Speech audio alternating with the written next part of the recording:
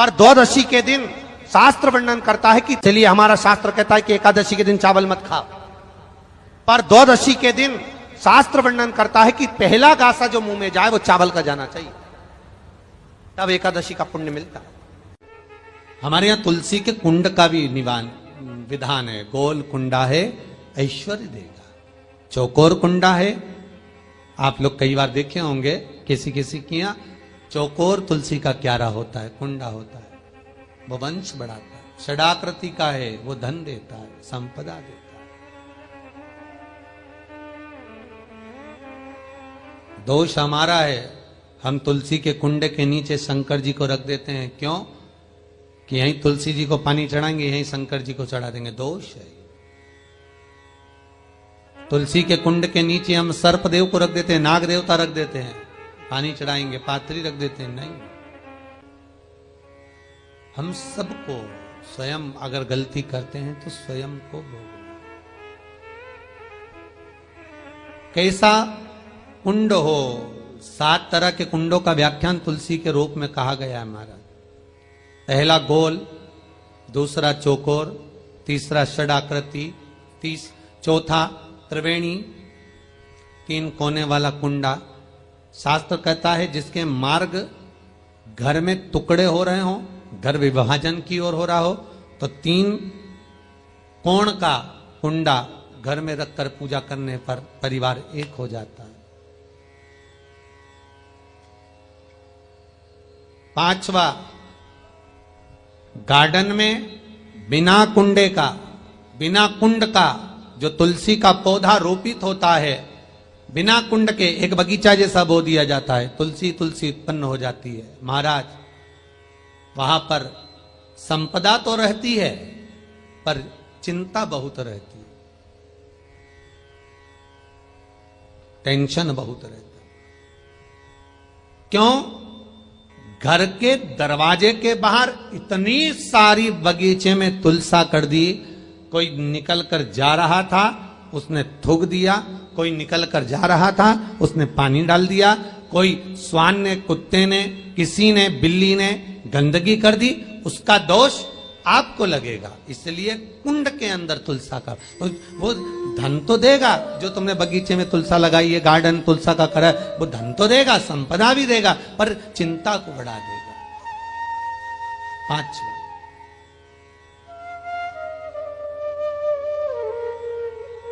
महाराज 6, तुलसी के कुंड को 3 धार पर लटका कर रखना। कई जगह पर आपने देखा होगा तुलसी का जो कुंडा होता है उसको 3 जो तार होते हैं, 3 जो चेन होती है, उस पे लटकाया जाता है। महाराज विष्णु पुराण उसका भी व्याख्यान करती है। महाराज वहां व्यक्ति के कार्य उन्नति की सीढ़ी की ओर बढ़ जाते हैं।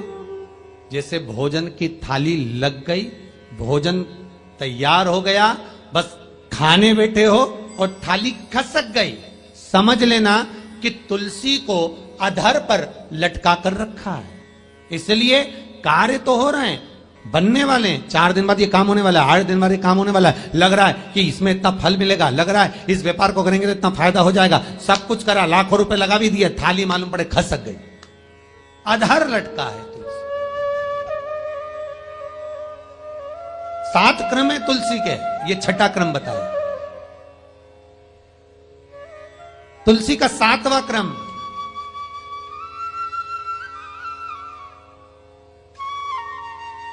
तुलसी का 7वां क्रम है महाराज, तुलसी का कुंडा जैसा घर के आंगन में है, तुलसी का कुंड जैसे घर के आंगन में विराज रहा है, ऐसा ही छोटा सा कुंड भगवान के लिए रोपित करें। प्रतिदिन भगवान की सेवा करते समय तुलसी का कुंड सम्मुख रखकर उसकी आराधना करना, फिर उस कुंड को वापिस बाहर ले जाकर रखना, फिर दूसरे दिन पूजन के समय पर कुंड को लाकर रखना। हम तो यहां तक कहते हैं, विष्णु पुराण गर्ग संहिता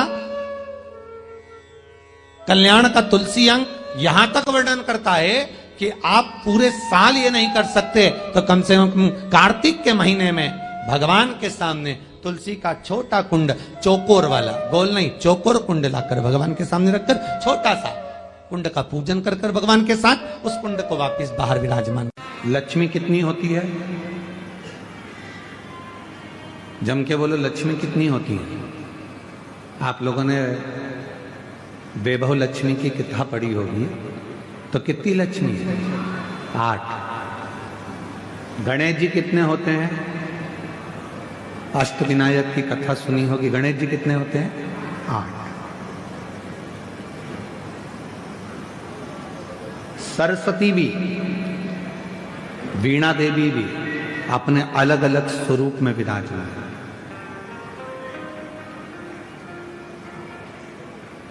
पर कभी मन पर विचार कर कर देखना कि लक्ष्मी 8 हो गई, सरस्वती अनेक हो गई, इंद्राणी बहुत हो गई, पर मां पार्वती अनेकता में नहीं हुई।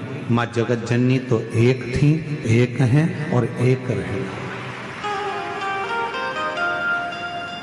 मां पार्वती एक स्वरूप।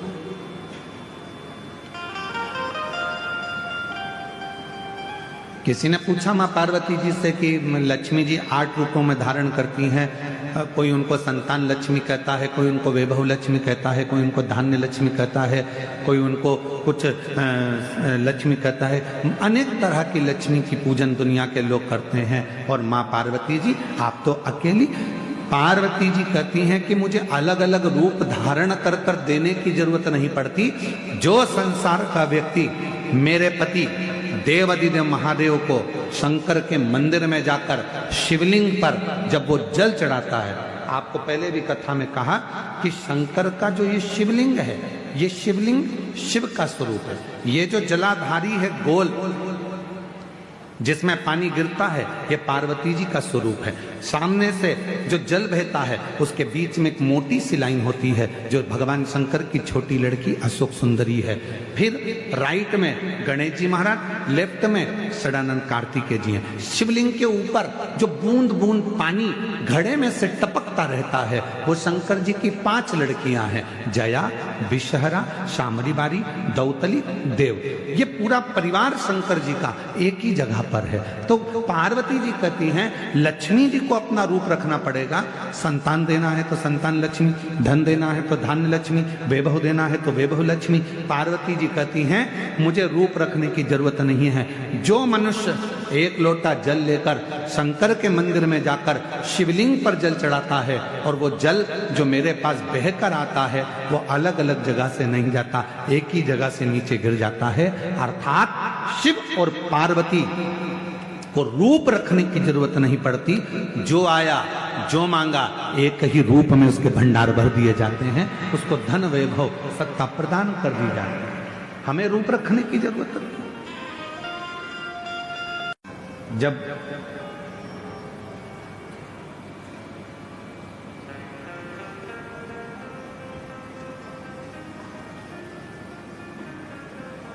सूर्यदेव, अग्निदेव,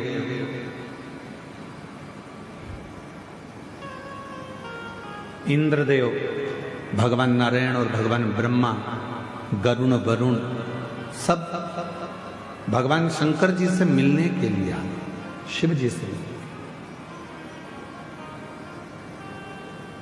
सबने भगवान शंकर का आदर करा, सम्मान करा, सत्कार किया, आदर किया।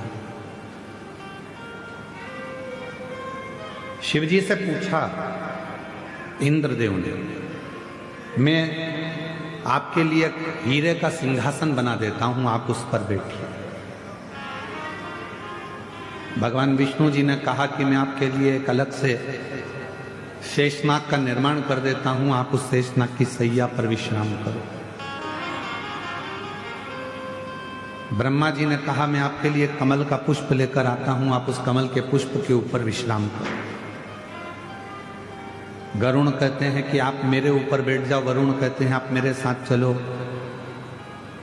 33 कोटि देवताओं को आप दर्शन करेंगे, सारे देवता किसी ना किसी चीज पर बैठे हैं, केवल एक देव अधिदेव महादेव ऐसे हैं जो केवल बैठे हैं तो एक पत्थर पर बैठे हुए आपको मिलेंगे, पत्थर पर बैठकर साधना करते हुए मिलेंगे, पत्थर पर बैठकर आराधना करते हुए मिलेंगे।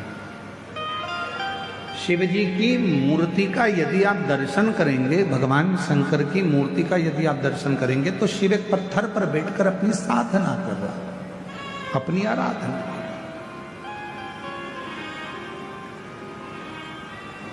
इंद्र जी कह रहे हैं मैं आपके लिए एक सिंहासन बना देता हूं, वरुण जी कह रहे हैं मैं कुछ कर देता हूं, वरुण जी कहते हैं मैं कुछ कर देता हूं।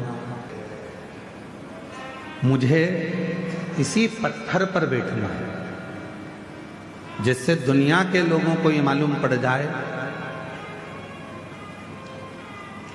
कि भगवान नारायण बैकुंठ में रहते हैं तो शेषनाग की सैया पर हैं, भगवान ब्रह्मा ब्रह्मलोक में रहते हैं तो कमल के आसन पर हैं, और मैं इस मृत्यु लोक का रहने वाला हूं, इसलिए अपनी जमीन को कभी नहीं छोड़ा हूं, अपनी पृथ्वी पर रहता हूं।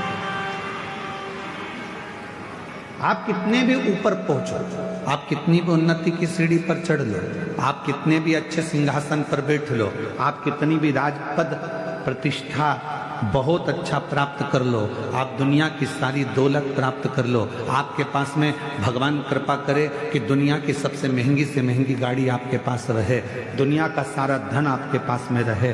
हम तो कुबेरेश्वर बाबा से यही प्रार्थना करते हैं कि आपके पास में खूब दौलत संपदा धन वैभव सब हो, पर निवेदन है ये सब तुम्हारे पास में हो, उसके बाद भी आप बाबा देवादिदेव महादेव से प्रार्थना करना कि बाबा हमारे स्वभाव को मत बदलना, जैसे आज भी हम नीचे बैठते हैं ऐसे बैठने की हमारी आदत बनाकर रखो, हमारे स्वभाव को ना बदले।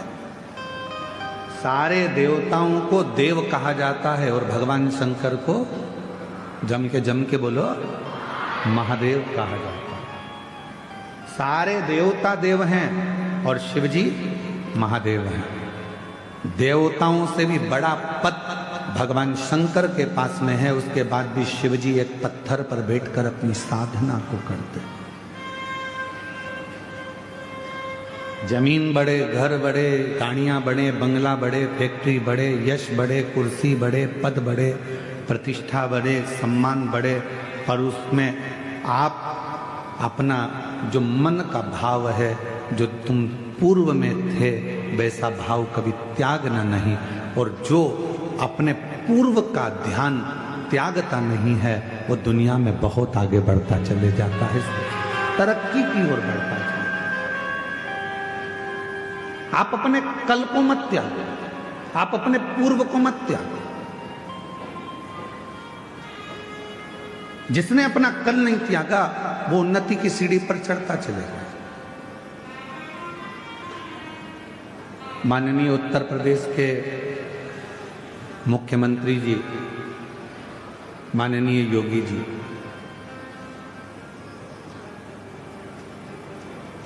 एक बार इंटरव्यू से उनसे पूछा गया इंटरव्यू में कि आपके पास में इतना बड़ा पद है, इतनी बड़ी कुर्सी है, इतनी बड़ी प्रतिष्ठा है, और तो भी आप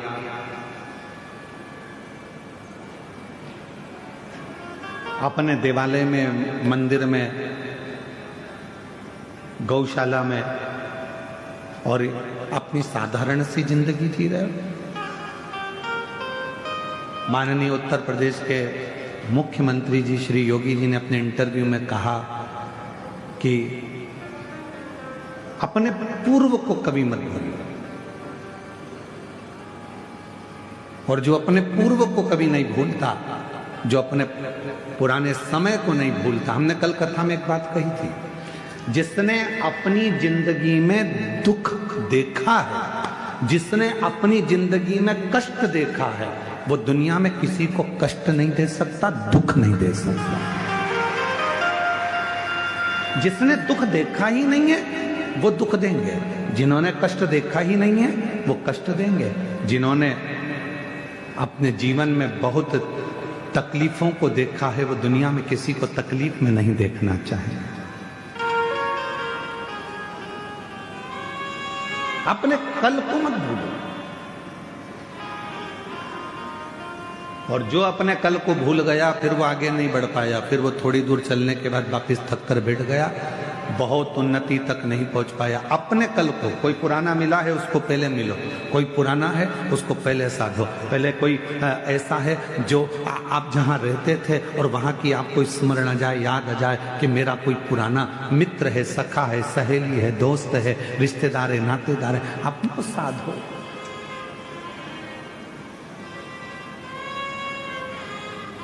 अपने पुराने को मत भूलो। मेरे ओघड़दानी, मेरे शंकर भगवान, क्या कमी थी जब रावण को सोने की लंका दे सकते हैं, भस्मासुर को भस्म करने का आशीर्वाद दे सकते हैं, जो एक चोर को कुबेर बना सकते हैं, क्या मेरे शंकर भगवान अपने पास में एक महल नहीं बना सकते थे? क्या मेरे शंकर भगवान अपने पास में खूब सुंदर गाड़ी बंगला नहीं ले सकते?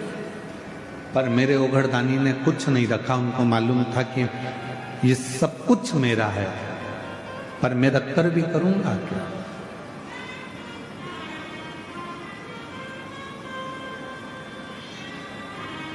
जैसे थे देवादिदेव महादेव वैसे ही है, वैसे